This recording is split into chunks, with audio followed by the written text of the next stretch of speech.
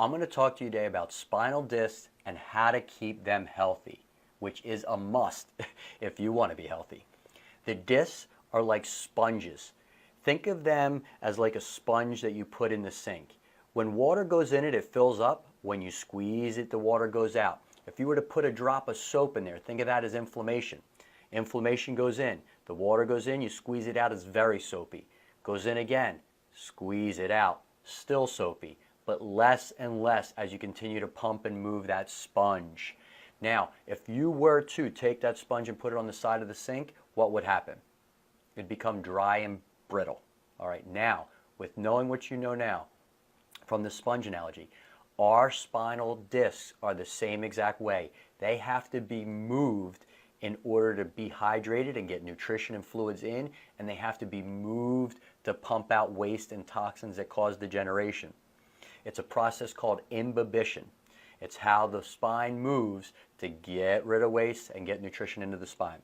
If there's an area that's stuck, that is the area that usually degenerates faster. That is the area that over time can begin to produce nerve irritation, causing a person to lose their quality of life and their health because that disc is irritating the nervous system. And anytime that happens, that's big problems. So let's talk about how to keep a disc healthy. When you move around, you can't really see if every disc is moving. So what a chiropractor does is they find out and make sure that every disc is moving like it should be. And the chiropractic adjustment is designed for discs that aren't moving like the other ones, or joints that aren't moving like the other ones. And through the adjustment, they can restore health to that joint. However, on a daily basis, we have to make sure we're moving all our joints through all range of motions as much as possible. So when it comes to the discs, here's the 3 planes of motion that we need to be doing for our neck and our low back. Flexion is the first one. Forward and backwards. Lateral flexion, side and side, and rotation. Turn and turn.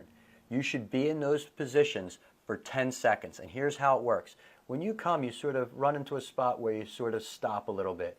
But if you just relax and breathe there and continue to look in that direction, you'll see yourself slowly start to migrate further and further in that direction. And that's the kind of sensation you want, where you're really starting to increase your range of motion, really starting to open that disc up for it to be hydrated and for good healthy fluids to be pulled into it, so to speak. So for 10 seconds you do that, then you rest for 5, and you do 10 seconds again to the other side. And you could do that for as many repetitions as you like, and you could do it as many times throughout the day as you like. That should be done for your neck and your low back.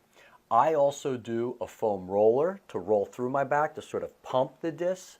There's also rolling tables at different offices that chiropractors use, but it's something you could do on a foam roller.